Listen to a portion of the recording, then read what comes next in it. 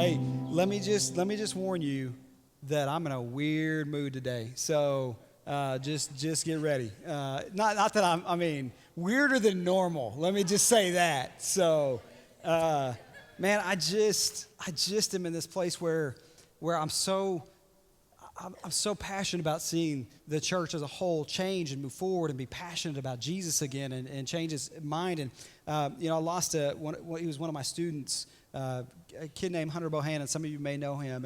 And he got in a really bad car accident, and it ended up kind of being his salvation. And he was more bold than ever. He was the most annoying kid in the world, man. He was that one of the youth groups that you wanted to strangle all the time, but you just absolutely loved him because you knew God had a plan for him. And there was something bold about him. After he got in his car wreck, he would tell everybody about Jesus. He didn't care who you were. And I think that he had a severe brain injury. They didn't think he was going to make it, but it's like he had it more figured out than most of us. You know what I mean? Like his brain injury helped him actually figure life out. And all he did was love and annoy people and then tell them about Jesus. Like sometimes at the end of the day, that's all we need to do. And I don't know. So I'm just in this place where God is dealing with me. We're kicking off this new series, and it seems like right now there's just not a lot of hope in life. You know what I mean? You ever feel that? Especially right now, especially with this last year, there's just this feeling of there's no hope. Like everything's polarized and everybody hates each other, and you get on social media and it's just blowing up, and it just feels like there's no hope. And so I just felt like this series, that's what we're supposed to tell people. No, there is hope. There's hope in the morning. There's hope in the evening. There's hope in the sorrow. There's hope in every single moment of your life because Jesus is alive. Like hope has a name, and his name's Jesus, and that hasn't changed. Circumstances change, times change. God's not shocked by what's happening here. He sent Jesus to be the hope of the world. He's still the hope of the world. There's still hope. I don't care what you're going through, and you may be here today, and you may be in the pit of your world, okay? You may be in the worst circumstance you've ever had with your relationship, with health. There is hope in the pain. There's hope in the sorrow. There's hope in every single moment of your life because Jesus died for you and created hope for you. Amen. And the goal of this series, the hope of this series, is that we find the lasting hope. And it's only found in Jesus. That's the only place. We chase for it after certain things, and we find hope here and there, but there's never lasting hope.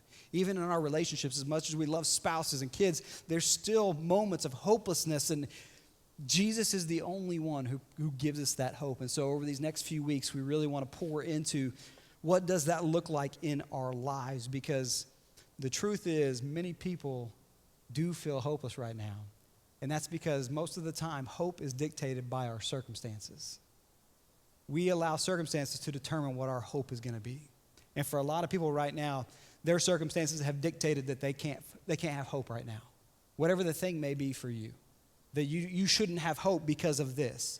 You're never going to repair that relationship. You're never going to have enough money. You're never going to be healthy again. You'll never do this again. Whatever that thing may be, you can have hope. And as I'm thinking about Hunter, and he wasn't supposed to walk or talk or do anything ever again, and he lived with his brain injury for the rest of his life. And in normal circumstances, people would be like, you have no hope. You're going to be this way for the rest of your life. And he took that situation. He said, you know what?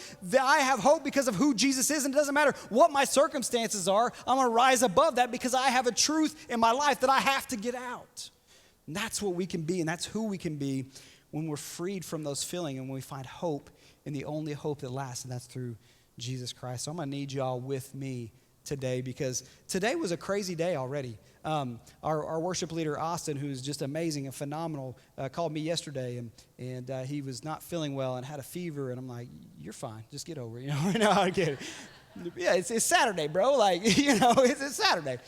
And so I said, okay, well, keep me posted. Let me know. He said, I think I'm okay. It's not the vid, so, I'm all right. And I think I'll be there. Cool. So then I got a text at like 9, I think, or something like that. And he's like, no, man, I can't go. And I'm like, okay. I started warming up the pipes, let's see what we got. And so, Z stepped in and did such an amazing job today. That's you. He's at the back. He's like, stop doing that to me.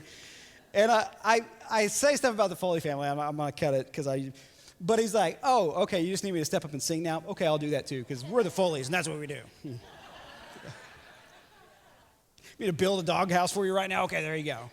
Where'd you get the material? I don't know. I found it. I'm a Foley. Anyway, I love the Foley family. Anyway, so we came in, we were dealing with that and then trying to figure that all out, and the band did such a great job. And then our computers were crashing and logos weren't working and things were going, and it's like, we're talking about hope, God. Help us out a little bit. But I'm like, it's no wonder that the enemy wants to come in and destroy. You know what I'm saying? I've got this allergy thing. Again, it's not the vid, so don't worry about it. But I got this sinus infection thing that I'm dealing with. And so, man, I just need you, because the enemy wants to come in and rob that joy. He's so good at that. He wants to steal that hope. He's a hope stealer. That's what he is. And too often we allow him to do that. So I've been praying for the series quite a bit. We knew we were doing this several weeks back. And so I've just been praying. And Paul kind of prayed the same thing for the church at Ephesus. This stuff is not new. Like, I feel like we feel like we've got the market on bad times. Like, we're like, no, 2020 is the worst. There were bad times throughout history. God's not like, oh, I didn't know it was going to go this far. Like, I didn't know it was going to be pandemic and y'all going to have social media and be crazy about social media. Like, he's not surprised. He knows what we're going through. He understands. And so Paul prayed this over the Ephesians when they were going through their troubles. And this is what I've been praying in Ephesians chapter 1, verse 17. I was asking God, the glorious Father of our Lord Jesus Christ, to give you spiritual wisdom and insight so that you might grow in your knowledge of God, because that's the most important thing you can do. And I pray that your hearts will be flooded with light so that you can understand the confident hope he has given to those he called, his holy people who are his rich and glorious inheritance. And that's my prayer for you. And the truth is, apart from Jesus, I can't really give you hope. I mean, I can wish you well, hope things turn out well for you, but I can't give you hope outside of Jesus, because he is hope. Like, he doesn't just bring hope. Jesus is hope. When we say God is love, we're not saying that that's an attribute of God. Like, he is love. He is the embodiment of love. And when I say Jesus is hope, I'm not saying he brings you some hope. He is the embodiment of hope that is given to us from God. And so the only real hope, lasting hope that I could ever give you is to say that Jesus Christ is the hope. He will change your life. He's all that you need. He'll rise you above your circumstances. He is the only thing that you need in your life.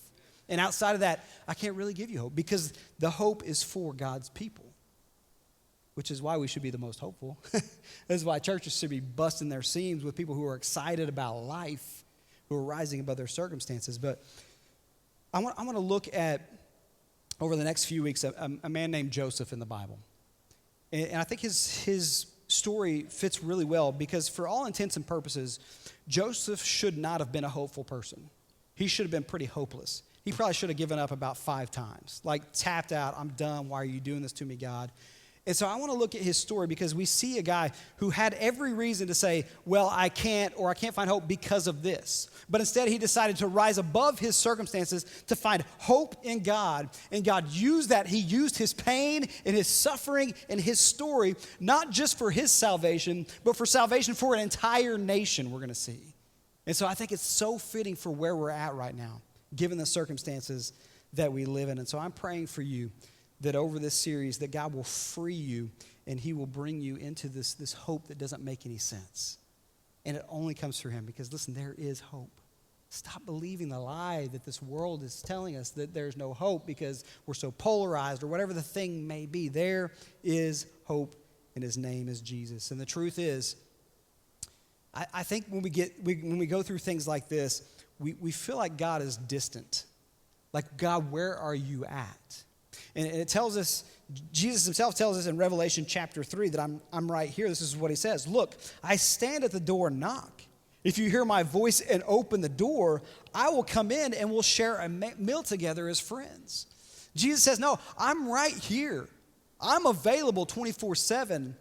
The truth is, the reason we don't find hope and the reason that we don't find God is because we choose not to. We keep him at arm's length. We say, not right now, God. We're dealing with some stuff. He stands and he waits. Look at the story of the prodigal son.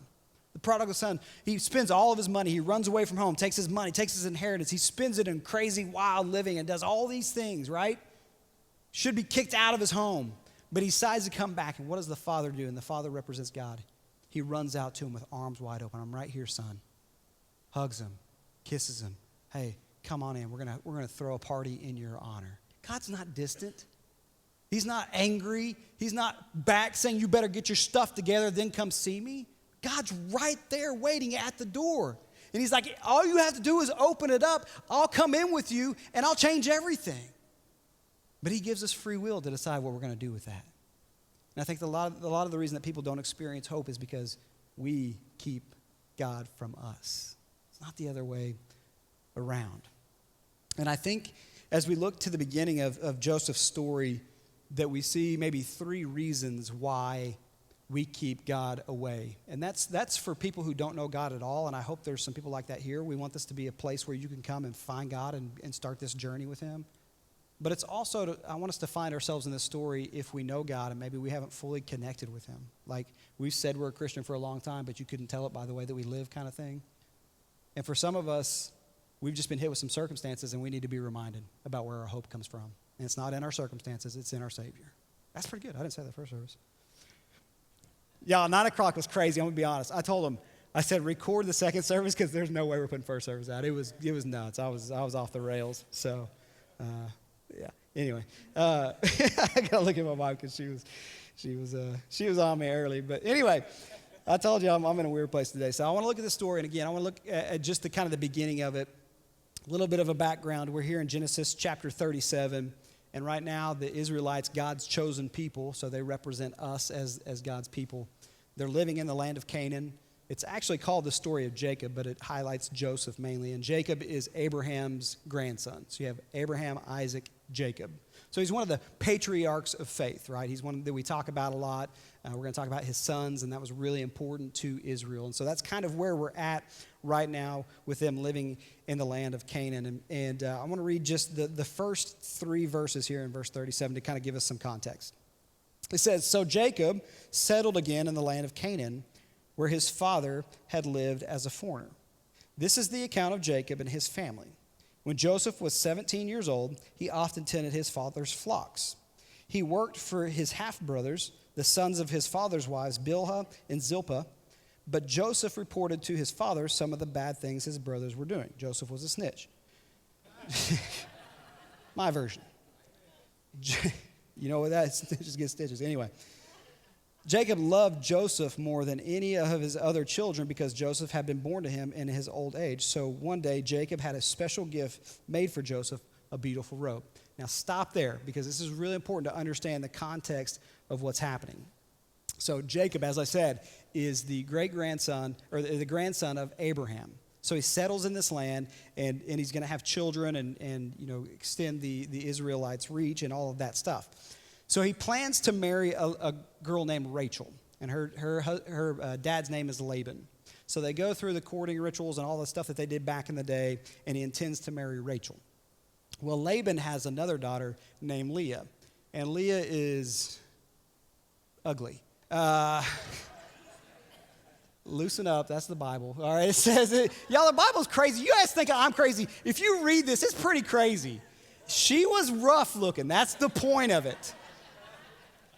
So Laban decides what he's going to do is he wants to get Leah married off first because she's the older daughter. So I'm going to trick Jacob into marrying Leah. So he does. I don't know how it all went down. There's some veils or something. Then it was like, oh, who's this snaggle too? So anyway, but they get married, and he's married to Leah, and he goes to Laban, and he's like, bro, like, that's not the one that I don't know if you were confused. That's not the one I picked. Like, we messed this whole thing up. And so Laban's like, okay, well, if you'll just honor me in keeping Leah, then I'll let you marry Rachel as well. Now, it's a different time. They had multiple wives. David had 1,000 wives. Can you imagine? Anyway, no, I'll get myself in trouble.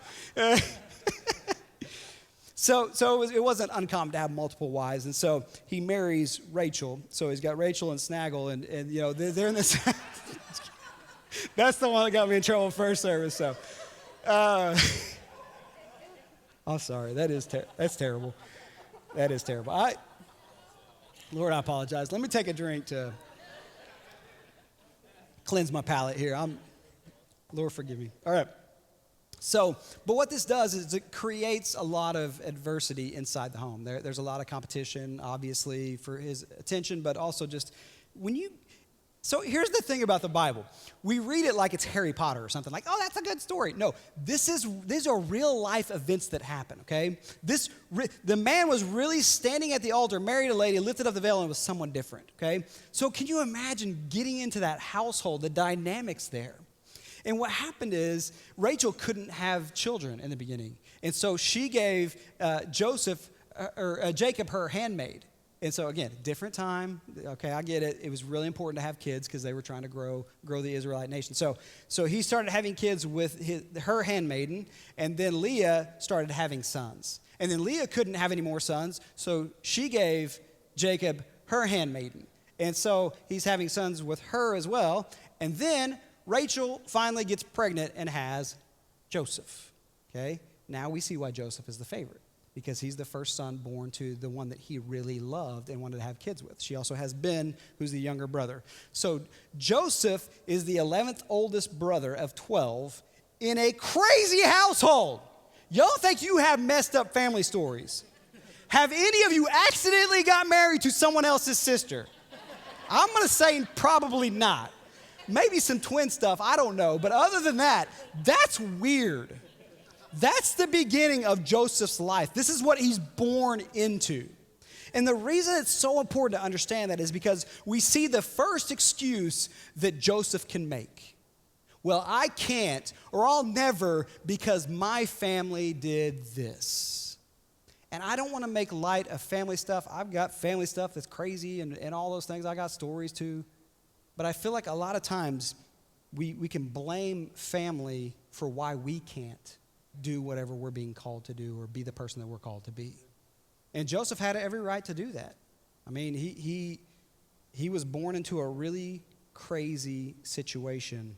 And we're going to see over and over again that Joseph could have let his circumstances dictate who he was and the hope that he had in his life, but he didn't do that. So what I want to do, as we understand this dynamic that we're in now, and we're going to see what it does to the brothers and how that whole thing works out. But I want to look at these three kind of people inside of here, because really what keeps us from God is the things that we choose to do and the things that we choose to be. Again, it's not God holding us off, right? He's willing that none should perish. That's why he sent Jesus to die for every single person in the world, right? He wants every single person to come back to him, but we keep him at arm's length. And I think there's some things in here that we can see that we do because of that. We look here at the very beginning, and I think this is going to be kind of a weird one, and it's not going to fit for everybody. But I think some of the reason that a lot of Christ followers are not experiencing the fullness of hope and joy that Christ brings is because we're like Jacob, and we want to show favoritism to people who look, think, and act like us. Okay? If you've been at Simple Church any amount of time, I harp on this because it's a big deal. Because when we're so focused on who gets salvation and doing a job we were never asked to do, we stop worrying about just loving people. And we see what this creates for Jacob. He literally makes a special coat to say, "You're my favorite." How do you think that went over? Not good, we're going to find out. Pretty bad, actually. It's going to end up really bad for Joseph. But what happens is we as Christ followers a lot of times, we want to place robes on certain people that can fit into the mold of what church should be, right? And I think that we miss out on the opportunity for hope and joy and all the things that God wants to give us because we're so focused on that, on showing favoritism and making sure, we look, think, and act like certain people or whatever the case may be. And I don't want to dwell on this because I have a lot to say about some of the other stuff, but I want to read in Romans chapter 2, and I want the Bible to speak for itself, and I'll let I'll let his words tell us everything we need to know about it, and then I'll shut up about it. Okay, fair enough. That's not necessarily true. I don't ever shut up about anything, but I really want us to hear this. Okay, and again, if this is something you battle with, and if you're so focused on who's right and who's wrong and judging other people, I think you're probably missing out on a lot of the Christian experience, a lot of what God has for you. And this I think is a really big warning against that. Listen to this here. You may think you can condemn such people who aren't like you, but you are just as bad and you have no excuse. Ooh. He's like, you do the same things. You don't have excuse. You know who God is. You know what Jesus did for you. What's your excuse? They do things because they're crazy. They're supposed to do those things. You have no excuse. See what I'm saying? Like the Bible says crazier things than me. Anyway. When you say they are wicked and should be punished, you're condemning yourself. For you who judge others do the very same things. And we know that God and his justice will punish anyone who does such things. Since you judge others for doing these things, why do you think you can avoid God's judgment when you do the same things? Ooh, that's fire. That's a bar. So, I got to stop right here because I can explain that. Here's why I think I'm in a weird mood too. There's this guy named NF. Anybody know NF? Or any NF fans? He's a rapper, but he raps about very real stuff, and I love it because that's so big to me is being real and being raw with your emotions. But I've been watching people break down his music, and I think that's why I'm such a weird place because I'm like, yeah, that's where I'm at. And that's what they're all saying, like, that's a bar. I'm like, yeah, that's a bar. The Bible's got bars for days. Anyway. I told you I'm in a weird mood, so just stay with me. And if you're new, welcome. Like this, I'm not going to act like this isn't what I do every week. Like this is life. This is who I am. So anyway, don't you see how wonderfully kind, tolerant, and patient God is with you? Does this mean nothing to you? Can't you see that his kindness is intended to turn you from your sin? But because you're stubborn and refuse to turn from your sin, you're storing up terrible punishment for yourself. And he's talking to Christ follower and non-Christ follower alike.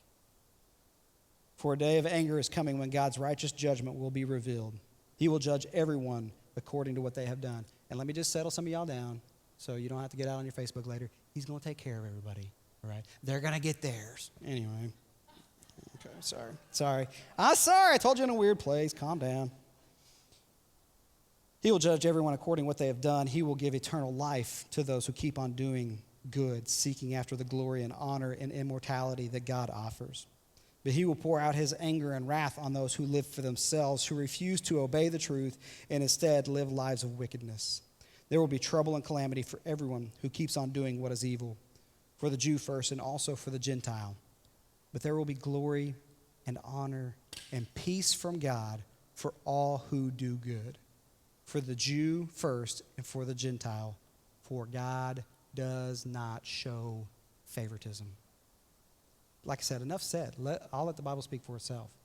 But I'm just wondering if for Christ followers right now, the day and age that we live in, are there a large group of Christ followers who are not experiencing the hope and the fullness of God's love because they're not giving it to other people? And I'll leave it there. One person, I'm glad somebody agrees with me. Thank you, Letha. I don't know. So let's go on here and see how this turned out with Joseph getting a beautiful robe. But his brothers hated Joseph because their father loved him more than the rest of them. They couldn't say a kind word to him. And one night Joseph had a dream, and when he told his brothers about it, they hated him more than ever. We'll get into the dream here in just a second, but I want to stop there. And I don't want to spend a lot of time on this because I've talked a lot about it from this stage because I think this is really important. But I think the other thing that I see about that robs people from the joy and the hope that God can bring you is envy and comparison. It's robbing people left and right. And I harp on social media all the time, and rightfully so. It's a cesspool for junk. Like at the end of the day, I really wish there was no social media. And my kids are like, Dad, you're so old. But I mean, seriously, like I see it robbing so much hope and joy from people because they're either envious of what people have or they're comparing themselves to, am I good enough to whatever this thing is? And it's insane to me what we're doing. We spend so much time occupied by this thing instead of just, the truth is, we don't crack this thing open as much as we scroll through our Facebook and stuff. Can we be honest? And we find no life through social media, but there's total life here. And I get that that's like typical pastor, like making me feel bad. No, I'm speaking the truth to myself as well. We almost let it control us. We are controlled by people we never interact with. Let me get real for a second. How many times are you scrolling through and you get mad at somebody you don't even interact with? I can't believe that. You haven't talked to them in 10 years. Why are you giving them any of your time and space and energy? Like, why are we wasting time? And I'm telling you, I'm preaching to myself because there's people I should have unfriended a long time ago, but I want to get on there just to hope that they're doing bad. I'm real. I'm telling you, you know what I'm talking about. We give so much time and energy to that. And it's no wonder we don't have hope. We scroll through this, and it's either hate on one side or the other, or it's envy and jealousy for what other people have that we don't have, or what they look like, or what their kids look like, or whatever the case may be. It's robbing us of the joy and the hope that God has for us. Maybe it's time to spend a little less time on there. And again, I get it. I'm dad mode. I got 2 teenagers, and I'm fully in like, you guys, you kids. You know, I get it. I remember when my dad, one time we were playing Nintendo, and my dad came in, and he was like, you guys are always on those TV games. And then we call them TV games for the rest of our life. Like, we still call them today. Like, Dad, should we go play TV games? And he's like, he gets so mad. But anyway, so I get it. It feels like that. No. I hope that you understand, and my goal for this entire series and for this message today is to free us from this stuff. Because there's things that get in the way of us achieving and being and doing and receiving all the things that God has for us. And if we can get rid of those things, we can experience the fullness that God has for us. That's my goal for church, man. That's what I want to see people do. We have these guys here they're just so envious and jealous of Joseph. And for some good reason. Like, the dad literally came in and robed him, like with a special robe. Like, I kind of get where they're at. But again, they're letting their circumstances dictate. They're letting other people dictate how they feel. For some of us today, we need to unplug. We need to unplug. First of all, you need to hear who you are through the word, who God says you are. Because of Jesus, that you're enough, you're good. It doesn't matter what anybody else is doing. And some of us need to unplug and stop worrying about other people's lives and give more time to Jesus. But anyway, I've harped on that for most of this church, and this is what I tell people. As soon as social media is fixed, I'll stop talking about it. I'll be done, I promise. As soon as I get on there and it's nothing but positivity and showing me your stupid, anyway. I was about to say dogs, but people get weird about that. It's my dog. Anyway, food, don't show me your stupid food. I know, we got a dog we love, Kylo. He's our baby. See, here's the thing. I got to be careful because my in-laws are in here too, and they love that dog. And I love Kylo. But so if she's talking to Emma or Evan about Kylo, she says, your brother. Is that not weird? I don't know. Okay. We can talk about a lot of things. You start talking about people's dogs, they're like, hey. That's my fur baby. All right, okay. Anyway. I'm sorry. I got to take another drink. I got to wash the palate. We got a lot more to talk about. All right. So let's jump back in here because this is really the one that I want to focus on. And I know I don't have much time, so I want to get into this. Let's go back in verse 5. It says, one night Joseph had a dream, and when he told his brothers about it, they hated him more than ever. Listen to this dream, he said. We were out in the field tying up bundles of grain. Suddenly my bundle stood up, and your bundles all gathered around and bowed low before mine. Great dream, great dream. Sure, they love that. His brothers responded, so you think you will be our king, do you? Do you actually think you will reign over us? And they hated him all the more because of his dreams and the way he talked about them. And Joseph kept his mouth shut because he learned from that situation. Nope. Verse 9. Soon Joseph had another dream. You should probably go tell your brothers. And again, he told his brothers about it. Cool. Listen, I've had another dream, he said. The sun, moon, and 11 stars bowed low before me. This time he told the dream to his father as well as to his brothers. But his father scolded him. What kind of dream is that, he asked. Will your mother and I and your brothers actually come and bow to the ground before you? But while his brothers were jealous of Joseph, his father wondered what the dreams meant. You see how he's the favorite? Like he scolded him, and he was like, I don't know, maybe it's true. He's a good boy, or whatever. He's going through a phase. No, your boy crazy. Anyway, he tells him this dream. Imagine, again, picture it as a literal event, not just a story that we read out of the Bible. That Joseph says, hey guys, family meeting. The 11th youngest calls all 10 older brothers in. And older brothers are crazy. We have a mindset, don't we? My youngest brother's here. We kind of like, we run this. I mean, like, we know. We get Mario, you get Luigi. That's life. Don't complain about it. Just live it. All right? I'm sorry you got dealt that hand. I don't know what to tell you, right? So anyway, he calls them in and he's like, hey, guys, had a dream. You know how we gather grain together? And they're like, yeah, when you go and you snitch on dad because we're not doing it right? Yeah, we remember that. So in this dream, we bundled all of our bundles together, and mine stood up, and y'all's bowed down before mine. Imagine being there. I would have socked him right there. Then he has another dream. Guys, yeah, I had another dream. Oh, it better be that your bundle, left town or something. I don't know. The sun, the moon, and 11 stars were orbiting around me. And for some reason, they hated him even more. Now, I joke around about that, but I think that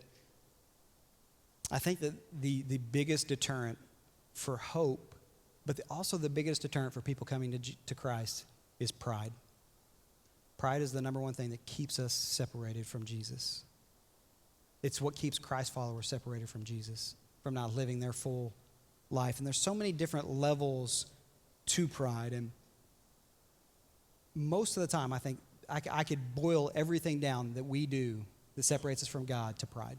I think it kind of all fits in there in some nice little shell. And if we're honest, I think that that's what keeps us from the full experience of God. I mean, think about this. It's the greatest lie that the enemy can tell you.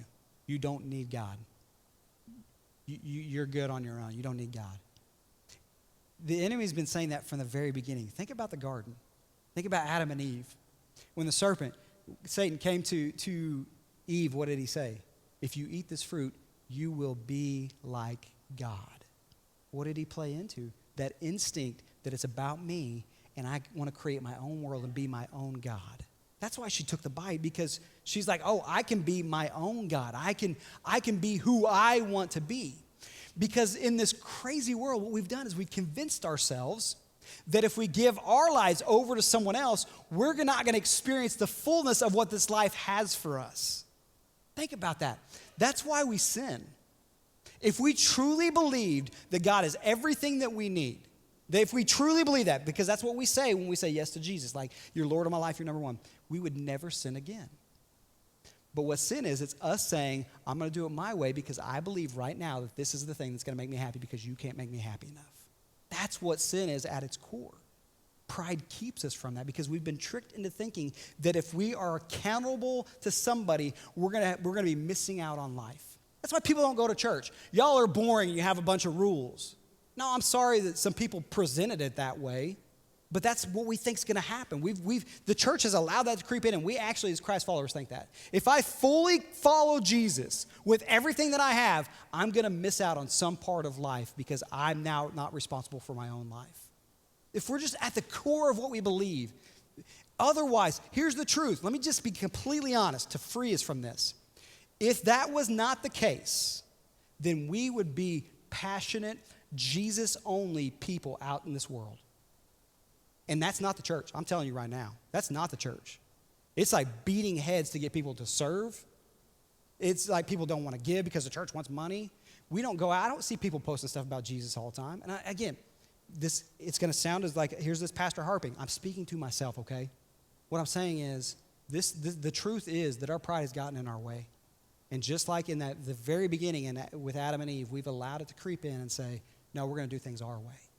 That's why I can post what I want to post, and I can say what I want to say, and I can live my life Monday through Saturday how I want to. It's just not the case.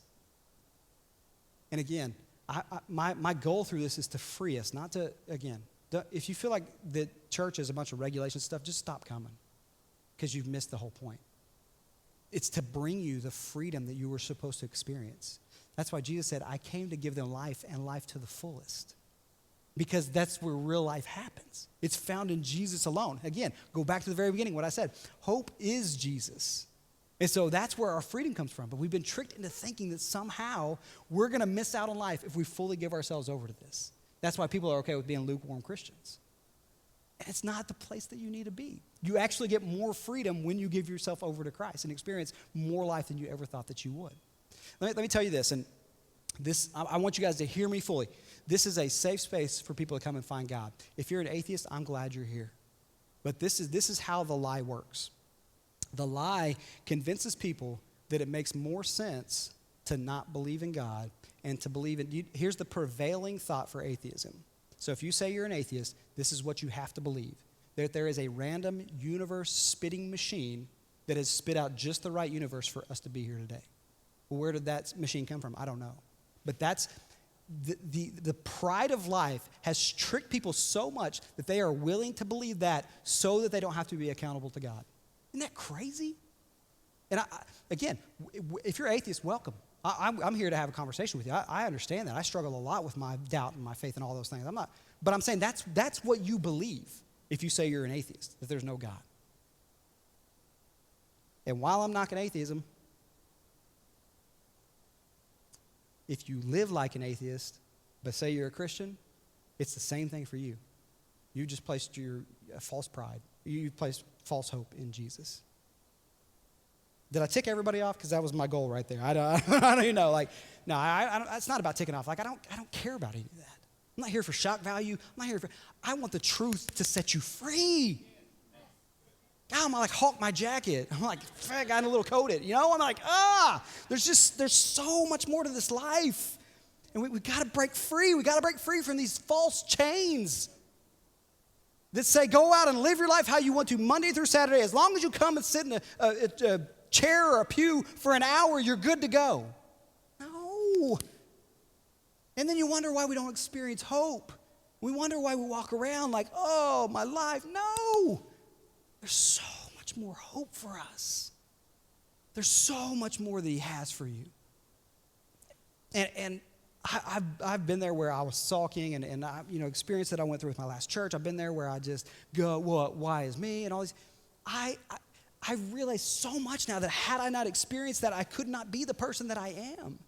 And so God does take circumstances and he gives hope to everything. There's hope in the pain. There's hope in the sorrow. There's hope for today. There's hope for tomorrow. There's hope for every single thing that's going to happen in your life. But it's only found in Christ, and it's only found when we strip all those things away that keep him at arm's length and we bring him in and say, all I need is you. I don't need anything else. And I'm tired of chasing other things, and I'm tired of living how I want to because it's driving me crazy. I thought it was going to be, I thought I could be free if I could just live how I want to, but not go to hell. That's how I lived my life for a long time. Like, Jesus is just my get out of hell free card. I want to make sure I don't go there, so I better be there on Sunday. No, man. There's so much more to it. And that's the freedom that I want us to experience. That's the hope that we can have, and it's right here. But what is that thing, or what are those things that's keeping him at arm's length? Whether it's to start a relationship with him and receive salvation through Jesus Christ, or whether it's you've been a Christian for a while, but you've never really fully given yourself over to it. Or maybe it's, my circumstances right now are dictating how close God gets to be with me. What is that thing, or what are those things that are keeping him from you? Because he's all that you need. We're running late. I don't know. What do you think? Unless you make the call. I'm just kidding. We're supposed to do a song right now, but we're running late. Nah, forget it. We can run late. It's fine. You all are going to be all right? Okay, cool. No, but someone's going to be like, no, cut it off. We're good. No, yeah.